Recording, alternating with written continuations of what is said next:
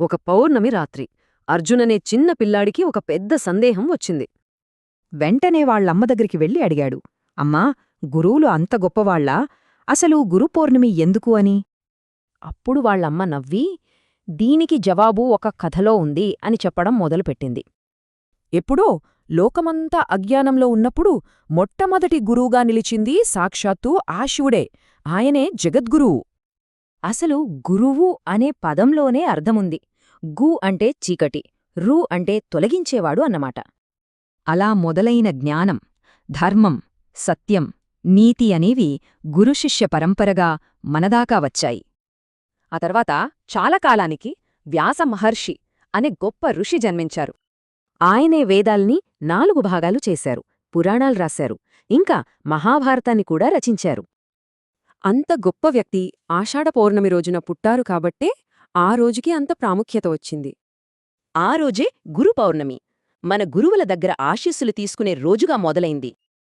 అప్పుడు అర్జున్ మళ్ళీ అడిగాడు, సరే అమ్మా, కాని గురువులు దేవుడితో సమానమా అని. అప్పుడు వాళ్ళమ్మ గురువు శక్తిని చూపించే ఏకలవ్యుడి కథ చెప్పటం మొదలుపెట్టింది. ద్రోణాచార్యుడు కులం పేరుతో శిష్యుడిగా చేర్చుకోకపోయినా ఏకలవ్యుడు అస్సలు నిరాశపడలేదు. వెంటనే ద్రోణుడు మట్టిబొమ్మను చేసుకుని దాన్నే తన గురువుగా భావించి ప్రతిరోజూ సాధన చేశాడు. చూసావా, గురువు పట్ల మనసులో భక్తుంటే చాలు, జ్ఞానం దానంతట అదే వస్తుంది. కథ చెప్పి ఆపిన అమ్మ, మరి నీకు మొదటి అడుగులు ఎవరు నేర్పించారు అని అర్జున్ని అడిగింది. అప్పుడు తెలిసొచ్చింది అర్జున్కి, తన తల్లిదండ్రులు, టీచర్లు, చివరికి తను ఎదుర్కొనే జీవితమే అస్సలైన గురువులని. అప్పుడు అమ్మ ఒక ముఖ్యమైన మాట చెప్పింది. దేవుడు మనకి ప్రాణం పోస్తే గురువు ఆ ప్రాణానికి ఒక అర్థాన్నిస్తాడు. ఆ రోజునుండి అర్జున్ ఆలోచించే తీరే మారిపోయింది.